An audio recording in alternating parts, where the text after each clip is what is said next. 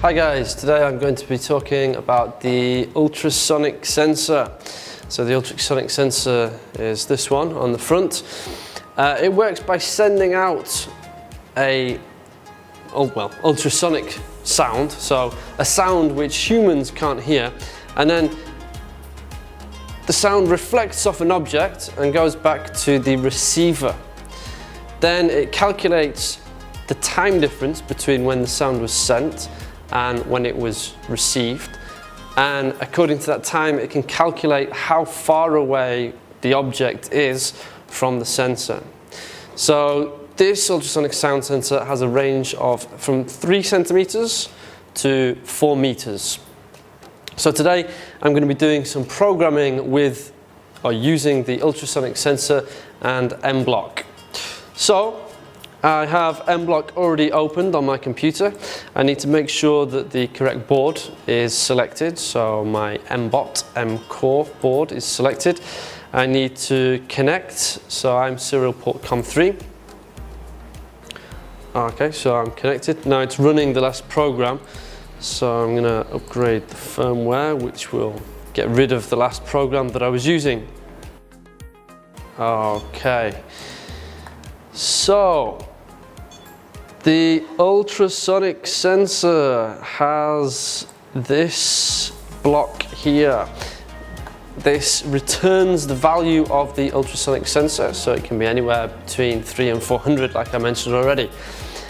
The default port is port 3, but you can plug it into any of the ports on the mBot, port 1, 2, 3, 4. So you need to make sure that the port that you have selected in the mBot software is the same as the port that you have actually plugged your ultrasonic sensor into on your mBot. It doesn't matter how experienced somebody is in the world of robotics, I still make this mistake myself if there's a problem, and the answer is you've got the wrong port selected in the software, or it's plugged into the wrong port. So anyway, this is the ultrasonic sensor. Now, what can I do with it?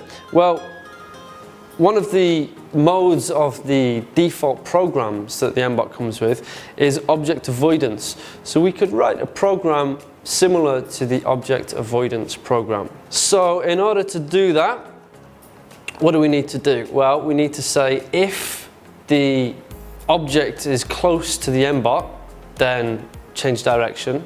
Otherwise, just keep going forward. So we're going to need an if-else block, which we have under the control scripts. So if, and then we need an operator, because we're going to say if, well, what does close mean? If the mBot is close to a object, change direction.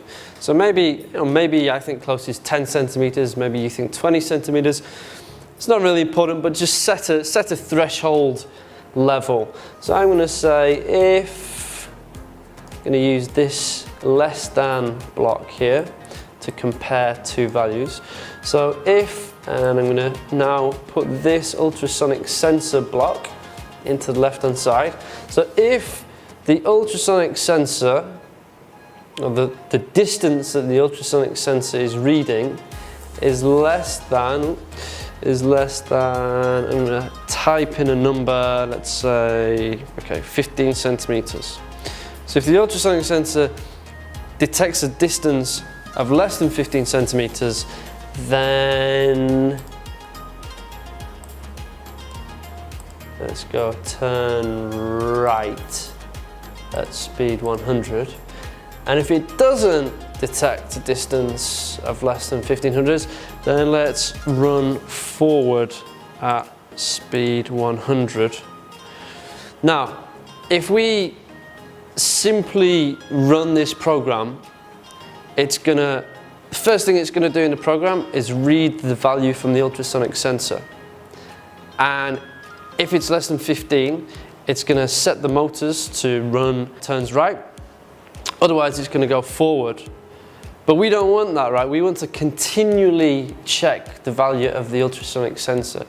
So we need a loop so that it keeps checking and then it keeps determining what action to take based on the newest value from the ultrasonic sensor.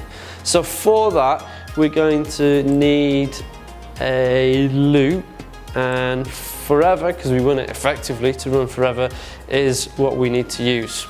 Should work, so let's give it a go. I'm going to run it from the mBlock environment first of all. So it runs forward, turns right, runs forward, turns right. So that's looking pretty good. So there you go. That is how to program